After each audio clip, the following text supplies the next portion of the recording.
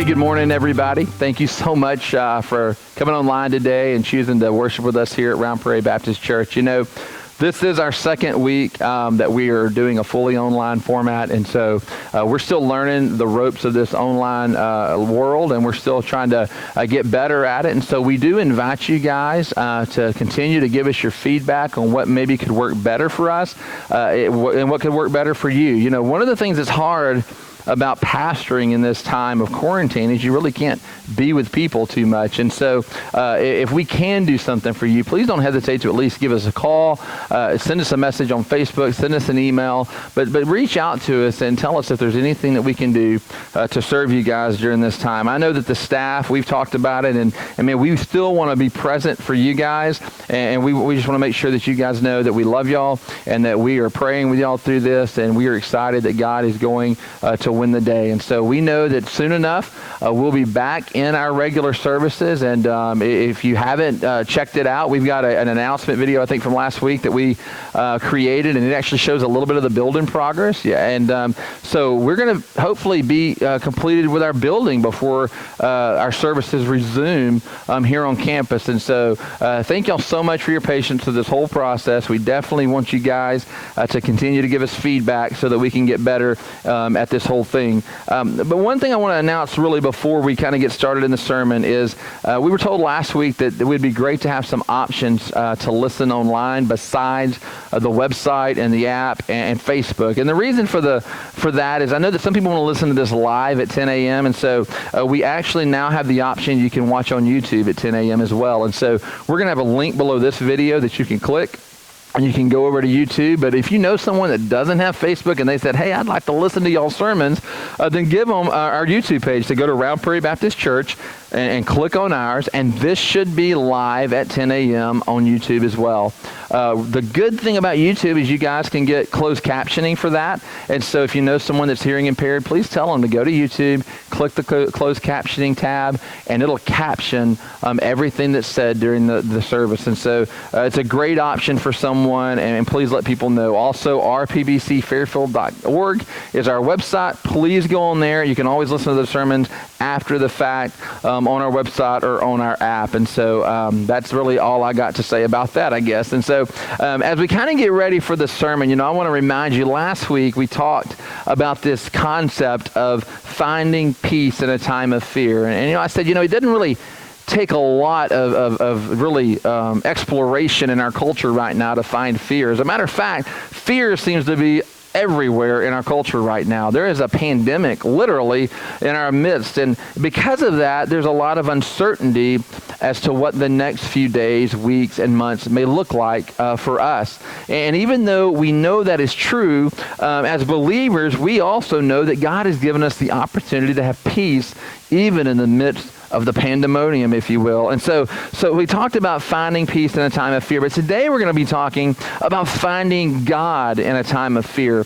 One of the things I've noticed very quickly when all of this started happening these last few weeks, and really it's been true in every disaster or every major catastrophe that I've seen over the last few years, is that when bad things happen, a lot of people begin to speak up for where God is in all of the chaos. One of the things I noticed, shamefully I must say, I think it's shameful, is that I've heard some, quote, religious leaders, not a lot of them this time, but a couple, that said, you know, the reason that we're going through this pandemic right now is because God is judging the world for, you know, whatever. And I don't remember really a specific reason for it, but the idea was God's judgment. And I don't know exactly what they were going for there, and so I don't want to say too much, but they were professing to speak for God in that area.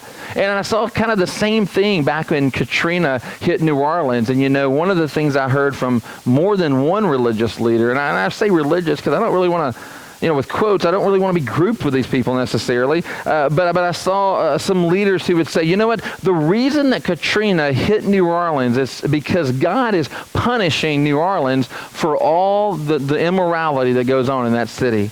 I saw the same thing when the shooting happened in Las Vegas a year or two ago, I guess it was. It may have been longer than that. You know, time flies. But I saw people going, well, that was God's judgment because Vegas is a really sinful place. And the question is do these people really speak for God? Do these people really have insight on something or something else going on? Or is this just a product of living in a world that's cursed by sin? That's a result of Genesis chapter 3, if you study the Bible. You know, is that really what's going on? Or is God specifically doing something right then to get those people? Another group of people would be the irreligious, I'd call them. I'd say these are people who they don't necessarily disbelieve that there's a God. They're not atheists necessarily, but these people kind of go, you know what? The reason bad things happen, it's God's fault. In other words, if something bad happens in this world, whether it's an earthquake or a tornado or some other event, they use the term, it's an act of God. And the idea of that is, look, when bad things happen that are beyond human comprehension and control, then it must be the hand of God, and God's responsible for the negative things that happen. The funny thing about that group, though, is that when good things happen, we don't talk a lot about God. We don't give God the credit when good things happen. We just discredit God or give him the credit, I guess, in a negative fashion when bad things happen. Another group would be, I would say, and this is probably a group that I've seen out a lot lately. We've even had some on our webpage or on our Facebook page the last couple of weeks, are people that are professed atheists and people that say, I don't believe in God at all. And these people are using the opportunity they have of this pandemic to point to their belief that God doesn't exist at all. In other words, hey, if God existed, then all of these bad things wouldn't be happening in the world today. Now, I think a lot of us in listening today are probably not necessarily in any one of those groups. Some of us maybe, but I think a lot of us in here listening are probably more in the group like this. You know what? I don't understand why all these bad things are happening. And sometimes when bad things happen, I begin to question God. I begin to doubt God. I begin to wonder, what in the world is God doing? Is God even aware? Or is God even, does God care maybe about this situation? And I think most of us in our lives, we don't have to go to a pandemic to have these thoughts. I think most of us, if we've got any age on us, I think most of us probably have been at a point in our lives where we go through some tragedy. We go through a loss. We lose someone we care about. We lose much needed income. We lose a house in a fire. Relationships break down. A marriage dissolves. And I think most of us, it's in those times, those deep valleys, if you will, that we begin to really question, how involved is God really in my life? And we really struggle sometimes with our faith. And some people, it just takes completely out of the arena of faith altogether. I heard a story just this week about a gentleman who his son passed away when his son was about 12 years old. And this man had been active and faithful in his church for years. And when his son passed away, they said he never stepped foot in church again. Now I'm not saying that, man, I'm looking down on that guy. That's not what I'm saying. But I'm pointing out to the fact that when life turns difficult, oftentimes that is a tipping point for people when it comes to their faith.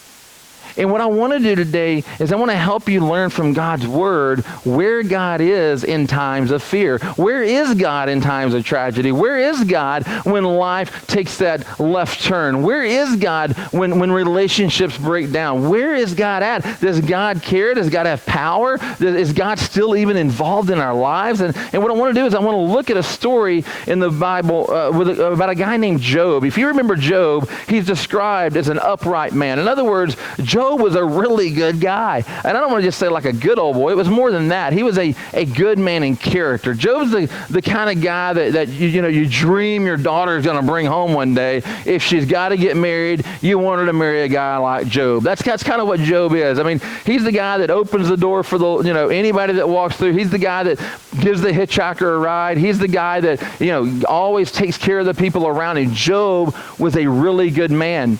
And even before God, Job served the Lord. He performed the sacrifices that God required. And he even went above and beyond. And he even laid sacrifices down for his children. I mean, Job was a godly man. But Job went through an incredible amount of difficulty. As a matter of fact, we learn in the Bible that Job lost his kids. Job lost his livelihood. Job even lost his health eventually. The Bible gives us a scene where Job is just sitting there and he's covered in sores. He's lost his children. He's lost his finances. And now he's just sitting there wretched. And his wife looks at him and she goes, Job, man, just give up. Curse God. Just die. Just call it quits. And you know what?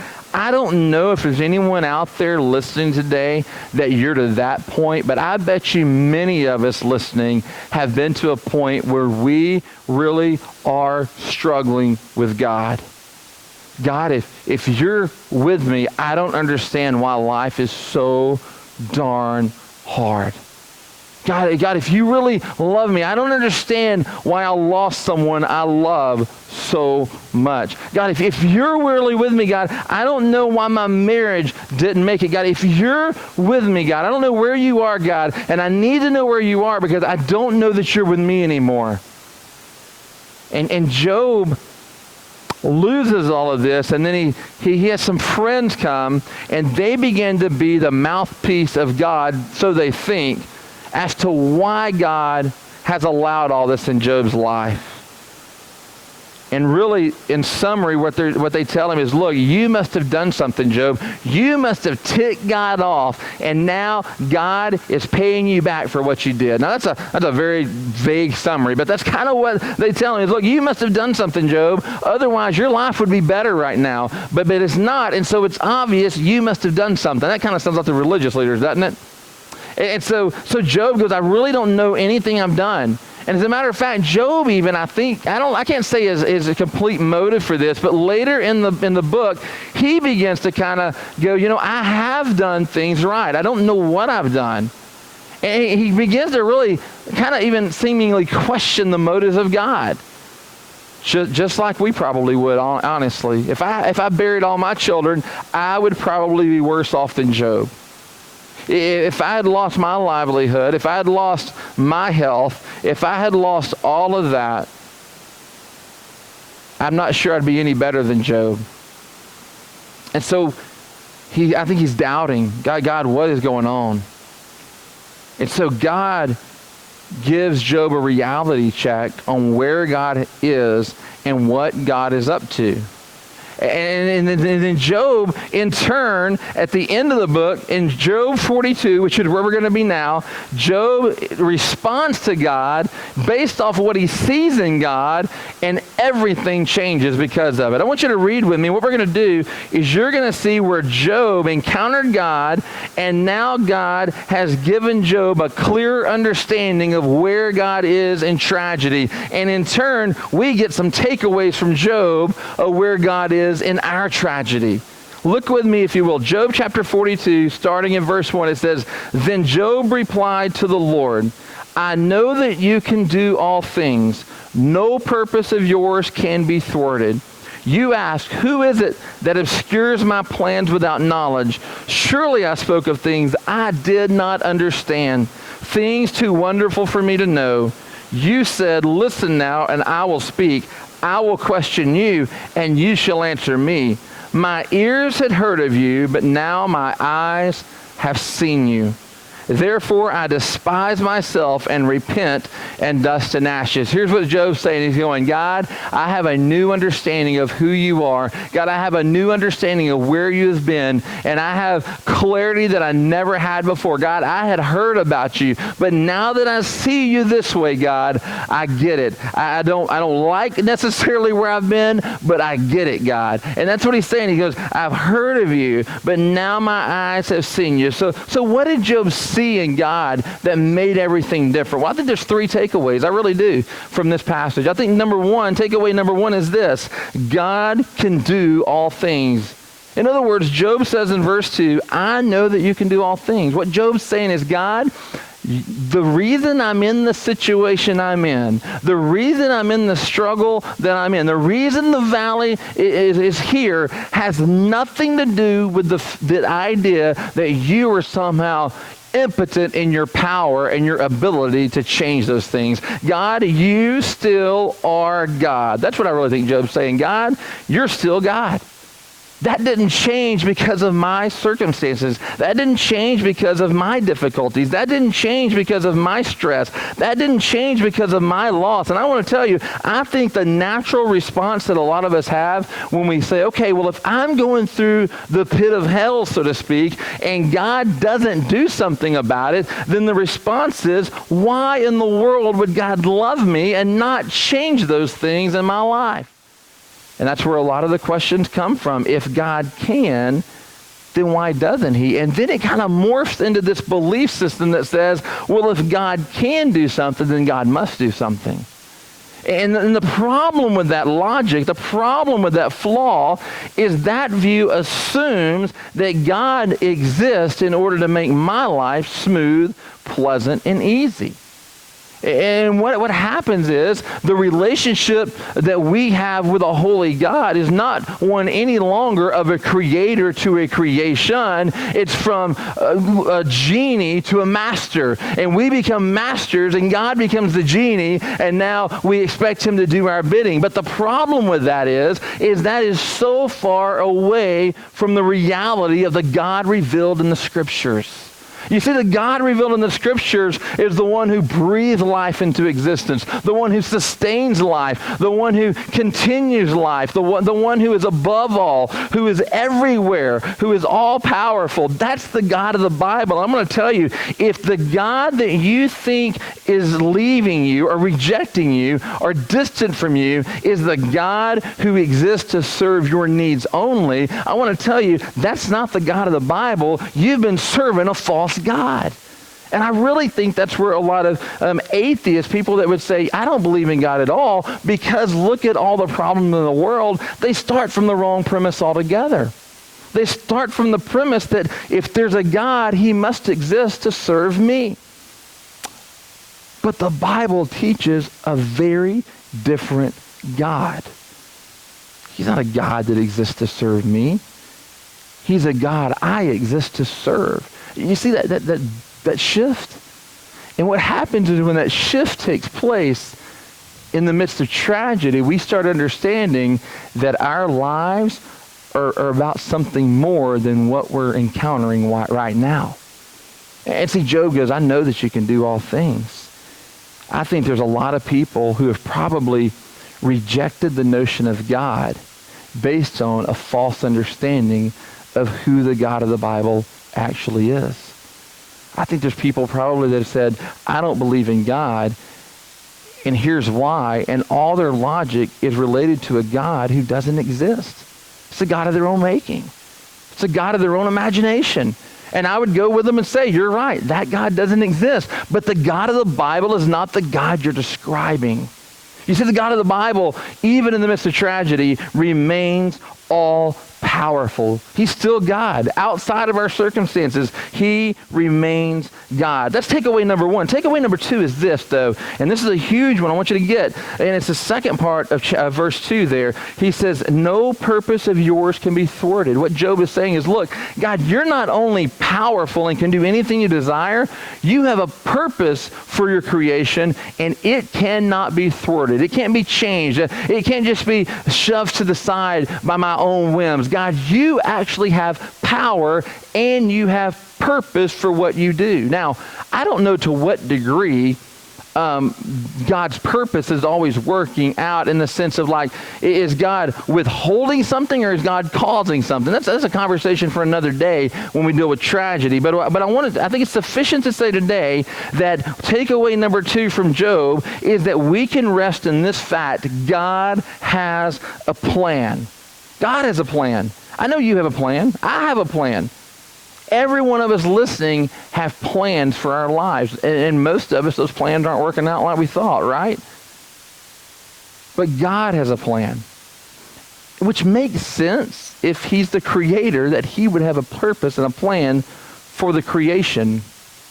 And so you're saying, Chris, do you mean that God isn't just waiting around for me to ask for stuff so that he can swoop down at my beck and call and give me what I want? Or are you saying that God is not just sitting up there in heaven just waiting to hear from me so that one day he can just grant my wishes as I ask? That's exactly what I'm saying. I'm saying that you are not the center of the universe. I'm not the center of everything. And God's not the center of the universe. God's the center of everything. And I want us to get that. You see, I think a lot of us have this view that God exists so that when I have my plans, God can bless my plans. But you see, what we learn from Job right here is that God's power is wrapped up in accomplishing God's purposes, not mine. And what that means is that there are going to be times that my plans don't pan out, but God's plans are going to. And when those are contrary to one another, God doesn't look at mine and go, well, I'll tell you what, I'll do yours. No, God says, I've got my plan. And when those match, man, that's a great life. But when they don't, that's where difficulty comes.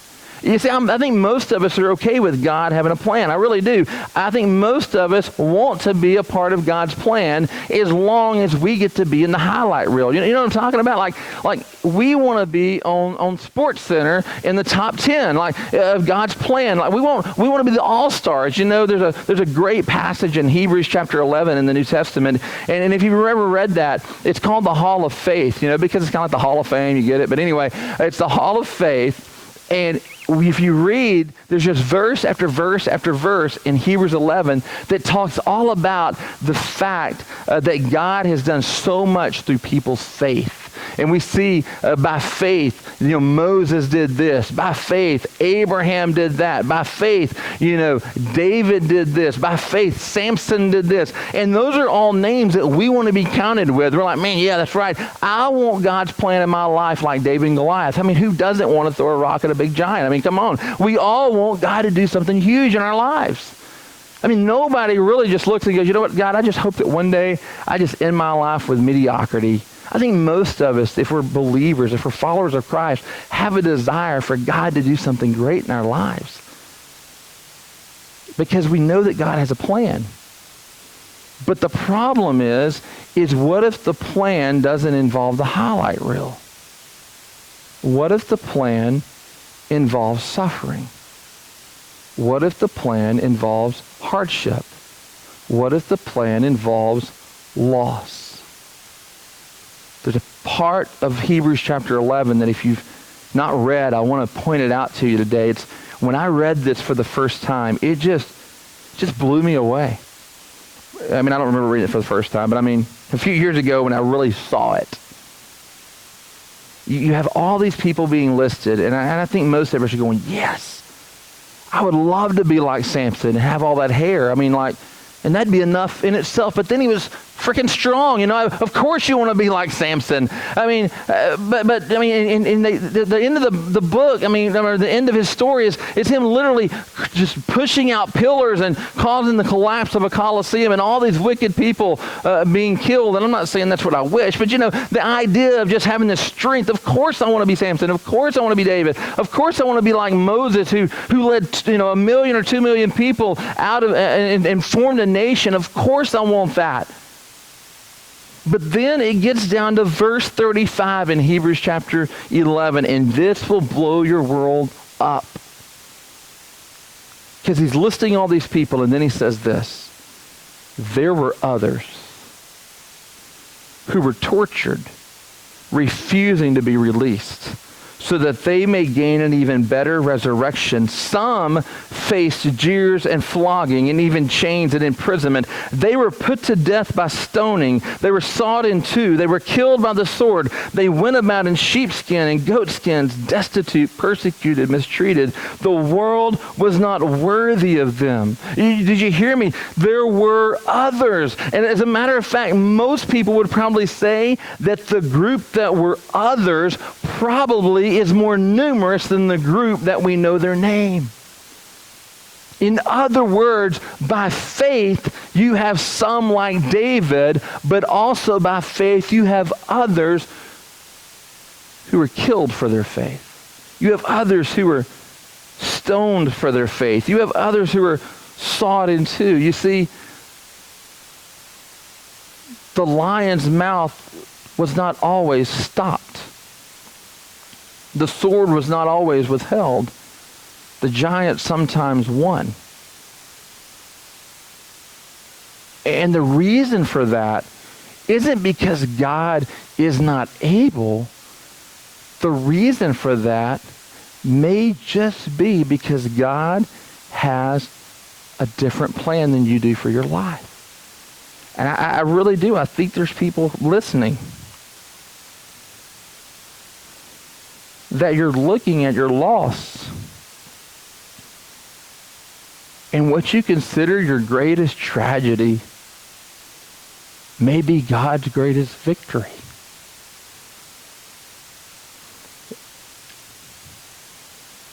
Because God has a plan. He's got a plan for you.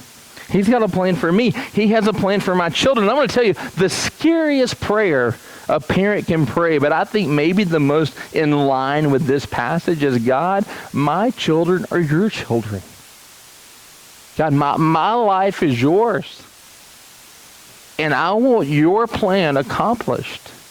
And I want to celebrate when that happens. And I will mourn when things are lost. I will hurt when things bad happen. That's being human. But God, I will trust that your plan is good. And it kind of leads us to takeaway number 3, really. I'm not God. Look at what Job says in verse 3. He says, you asked, this is God asking here. He said, who is this that obscures my plans without knowledge? Surely I spoke of things I did not understand, things too wonderful for me. Job saying, God, I didn't get it. God, you're doing stuff around me, and all I saw was loss. All I saw was tragedy. All I saw was losing my kids. I didn't see the things that were too wonderful for me. I didn't get it. And here's the thing. It's okay not to get it. We're not God. And that really is it. That's takeaway. I am not God. What an incredibly healthy takeaway from the book of Job. I'm not him. And so my plan is not going to always match up with his. And so I'm going to have to trust that his plan is better. See, in Isaiah 55, God speaks and he says, my thoughts are not your thoughts. Neither are your ways my ways, declares the Lord. As the heavens are higher than the earth, so are my ways higher than your ways. And my thoughts my thoughts than your thoughts. I want you to really hear this. Part of the deal of following Christ means that there is going to be mysteries in our lives that we don't understand. There's going to be some things in our lives that we don't agree with God's plan. But we have Isaiah to remind us that his plan is better. And it may not make sense. And I'm not sure we'll ever get clarity. My hope is that when we get to heaven, when we end our life here on this earth, my hope is that, maybe one day we'll see what God was doing all along. And man, that would be amazing. But I can't promise that. I don't know that. But all I can do is trust that God's plan for this world is better than my own. Vernon McGee has an incredible quote that I love, and I've heard it a few times. But he says this. He says, this is God's universe, and God does things his way. You may have a better way, but you don't have a universe. I think where people struggle so much with the idea of God is we want to impose what we think God should be like on God. And we're not content to accept God as he truly is. And I want to tell you, if you really would get past some of your skepticism, if you're out there and you are skeptical today, you would find that the God of the Bible is an incredible God of love and compassion and mercy, but he's also a God of justice. And because of that, God fulfills his justice by crucifying his son on the cross for the sins of the world, all the while loving the world with an incredible love. I mean, it's just this mystery of how God could be so loving to a people that reject him so much. But I'm telling you, the God of the Bible is not the God that many people are rejecting. It's a God of their own making. And if you're out there today, you might go, okay, Chris, I hear what you're saying. I get God's powerful. I get he's got a plan, and I get that I'm not him. Where do I go from here? Well, we'll look at verses 4 through 6. It says, you said, listen now, and I will speak. I will question you, and you shall answer me. My ears had heard of you, but now my eyes have seen you. Therefore, I despise myself and repent in dust and ashes. Job saying, God, now that I see you in the splendor that you are, that you possess, God, I have no other thing to do than to repent for ever questioning just how glorious you are. Any doubts I had, God, they're gone. Any confusion, God, it's out. I see now you've got a plan. You've got power. You've got authority, and I'm not you. So here's what I think some of us need to do. I think some of us might need a Job-like altar call. But I think some of us, if we're honest with ourselves, we have treated God like he is a genie in a bottle who is there when we get in a jam or there's something we really want out of him. And we only go to him when we want to get something. And I'm going to tell you, that is something that I think we need to repent of greatly. I think it's prevalent in our churches today, this idea that I'm going to run to God when I want something, but not run to him any other time.